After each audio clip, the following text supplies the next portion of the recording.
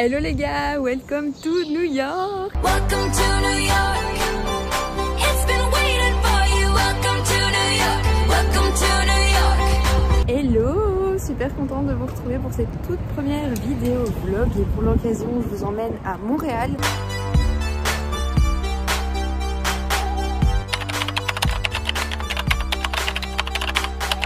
Hello tout le monde, j'espère que vous allez bien, je suis super contente de vous retrouver pour une nouvelle vidéo sur ma chaîne YouTube. Aujourd'hui je vais vous partager 10 conseils pour voyager seul. Alors voyager seul ça peut s'avérer intimidant, voire apporter une certaine peur, mais dès qu'on dépasse cette appréhension, voyager en solo peut s'avérer être vraiment bénéfique et ça apporte son lot de bonheur.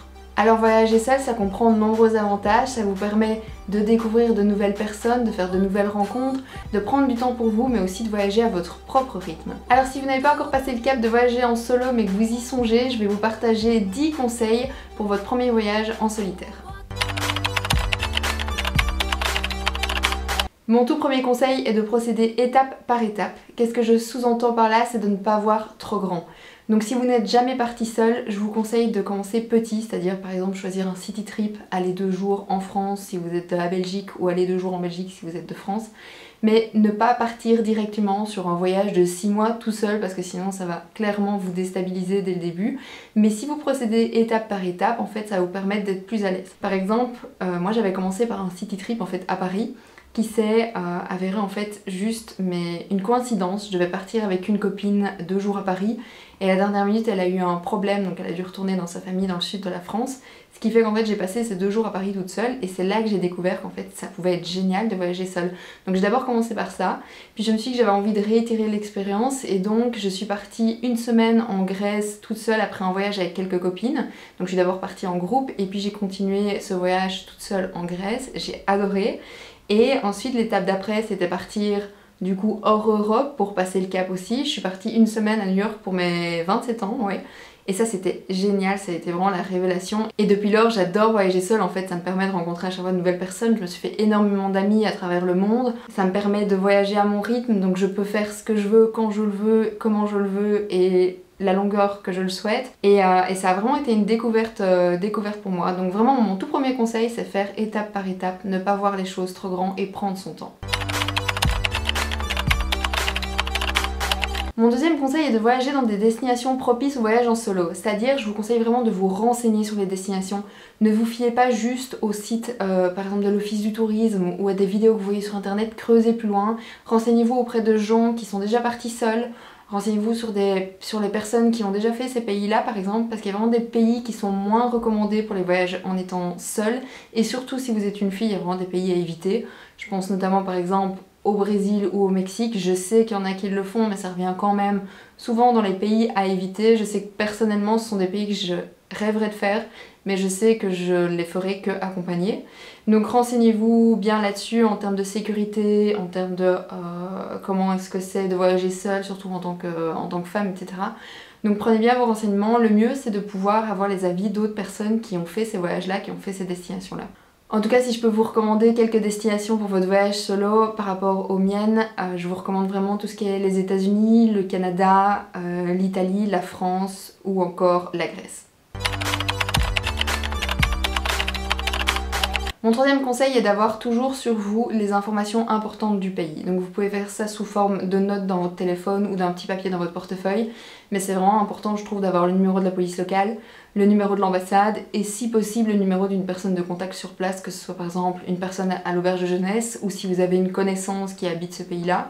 Mais comme ça, au cas où, vous avez toujours quelqu'un à contacter et vous savez qui contacter et quel numéro faire et vous n'êtes pas face à quelque chose ou face à l'inconnu en fait. Mon quatrième conseil c'est de faire des rencontres. Alors voyager seul ne veut pas dire spécialement passer tout votre temps seul. Je pense que l'avantage de voyager seul c'est justement de s'ouvrir aux autres, de pouvoir rencontrer de nouvelles personnes qu'on n'aurait peut-être pas l'occasion de faire quand on voyage à plusieurs parce qu'on est déjà entre nous. Donc là je pense que c'est vraiment l'avantage du voyage en solo, c'est de pouvoir rencontrer de nouvelles personnes. Si je peux vous donner quelques recommandations, c'est de vous inscrire sur par exemple des groupes sur les réseaux sociaux de voyageurs en solo, ou alors de faire des visites groupées par exemple si vous allez en auberge de jeunesse, ce que je recommande parce que c'est vraiment l'endroit où vous pourrez faire des rencontres. Ils organisent en fait tout le temps des visites en groupe avec les gens de l'auberge et ça vous permet en fait de faire des rencontres sur place. Mon 5e conseil, c'est de lever les yeux et de profiter de l'instant. Alors on est toujours pressé dans notre quotidien, on est tout le temps les yeux rivés sur notre téléphone, ou même souvent quand on est accompagné de quelqu'un, on est en train de parler avec la personne, donc on regarde pas spécialement autour de nous. Et ça, je trouve que ce qui est bien dans le voyage en solo, c'est que vous êtes vraiment seul. Donc c'est l'occasion en fait de ranger votre téléphone, de regarder les gens autour de vous, de regarder les bâtiments autour de vous, de vraiment lever les yeux, de profiter de la vue en fait que la destination peut vous offrir. Vous allez voir qu'il y a plein de choses que vous n'auriez pas vues si vous étiez par exemple accompagné et que vous étiez en train de discuter avec la personne. Mon 6e conseil est de penser aux papiers et aux moyens de paiement. Alors vérifiez bien avant de partir que votre carte bancaire est active dans le pays où vous rendez parce que ce n'est pas automatiquement le cas. Et surtout pensez à un plan B. Moi j'ai déjà eu le cas où ma carte a été bloquée dans le pays à cause de je ne sais quel problème. Donc vraiment pensez toujours à un plan B. Le plan B ça peut être avoir une deuxième carte bancaire ou avoir un peu de liquide sur soi. C'est toujours important d'avoir un plan B parce que sinon vraiment ça peut être catastrophique. À New York quand on est parti avec une copine, on s'est toutes les deux fait bloquer notre carte en la mettant dans le distributeur et on s'est retrouvés, je pense, on avait quelque chose comme 15 $ et il nous restait toute la soirée à faire, il fallait qu'on rentre et qu'on mange et c'était super problématique et en plus en Belgique c'était la nuit à ce moment-là. Donc bref, pensez toujours à un plan B, ça vous évitera d'avoir des soucis. Au niveau des papiers, je vous conseille vraiment d'avoir une photocopie de tous vos papiers, donc que ce soit la carte d'assurance, carte d'identité, le passeport, les cartes de banque, vraiment tout, comme ça au cas où vous perdez quelque chose, vous avez une copie avec vous.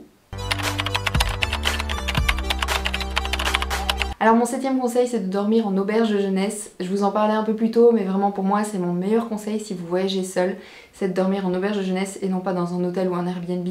Déjà ça vous permettra de pouvoir rencontrer des gens plus facilement.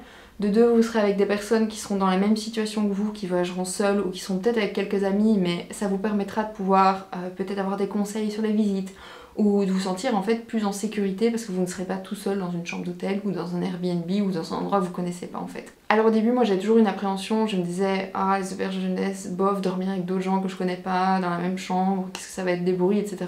La première fois je l'ai fait sans rien prendre avec moi, en effet c'était cata, donc je vous conseille vraiment de prendre des boules qui est et un masque pour les yeux, ça c'est mon premier conseil. Mais dès que vous passez ça et que vous avez ces éléments là en fait ce sera juste parfait. Moi ça m'a permis vraiment de rencontrer des gens avec qui j'ai passé le reste de mon séjour sur place. Il y a toujours plein d'activités aussi qui sont organisées en auberge de jeunesse, donc vous pouvez faire plein de visites qui sont gratuites grâce à l'auberge en fait, donc c'est vraiment un bon plan aussi.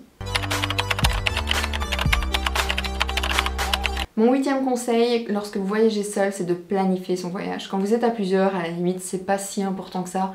Mais vraiment, quand vous êtes seul, faites-le, ça vous évitera de nombreux stress, de nombreux tracas. Pour moi, il y a deux choses importantes à planifier avant de partir, c'est les vols et les logements. Moi, j'adore partir à l'aventure, j'aime bien pouvoir choisir mes logements sur place quand je suis avec des amis. Mais quand je suis seule, j'aime bien au moins avoir la certitude de savoir où je vais dormir et de pas devoir passer ma journée en fait sur mon téléphone à me dire ah j'ai pas de logement pour ce soir, où est-ce que je vais dormir demain. Donc vraiment, ce sont deux choses pour moi vraiment à booker à l'avance, c'est les vols et les logements. Mon 9e conseil c'est de s'écouter, se connaître et connaître ses limites. Qu'est-ce que j'entends par là? C'est si vous rencontrez des gens, parfois on va vous proposer de faire des choses et vous allez vous dire sur le moment même « Ah ça peut être chouette ». Je prends l'exemple, allez faire un trek de 10 km. Si vous n'en avez jamais fait, que vous n'avez pas des chaussures adaptées par exemple, ou vous êtes juste pas une personne peut-être qui marche autant, genre ne vous lancez pas dans des choses qui peut-être vont être difficiles. Réfléchissez bien, c'est pour ça que je dis connaître ses limites, c'est de savoir que faire un trek de 10 km non c'est pas possible et que sous l'adrénaline et la joie d'avoir rencontré une nouvelle personne on va peut-être dire oui et vous allez peut-être le regretter par après. Je trouve que c'est important aussi dans le voyage, c'est d'être sûr de ce que vous aimez bien faire, comme ça vous évitera de vous retrouver dans des activités que vous aimez pas ou dans lesquelles vous vous sentez pas spécialement bien. Mon 10e et dernier conseil, c'est de s'ouvrir au monde. Lorsque vous voyagez seul, l'important c'est vraiment de s'ouvrir à la nouvelle culture, aux gens, ne pas rester fermé dans le jugement. La culture sera d'office différente en fait de la vôtre. Ça peut parfois faire peur, mais vraiment il faut rester ouverte, indulgent et ne pas être face au jugement et ça vous permettra de profiter pleinement de votre voyage. Et c'est comme ça que vous allez rencontrer au mieux les bonnes personnes et que vous allez vraiment pouvoir profiter pleinement de la destination. Donc voilà, j'espère que ces conseils vous aideront. N'hésitez pas à vous abonner à ma chaîne YouTube, je publierai d'autres vidéos sur le sujet. J'espère que ça vous motivera à voyager tout seul, en tout cas c'est tout ce que je vous souhaite. Je vous fais plein de bisous, à la prochaine.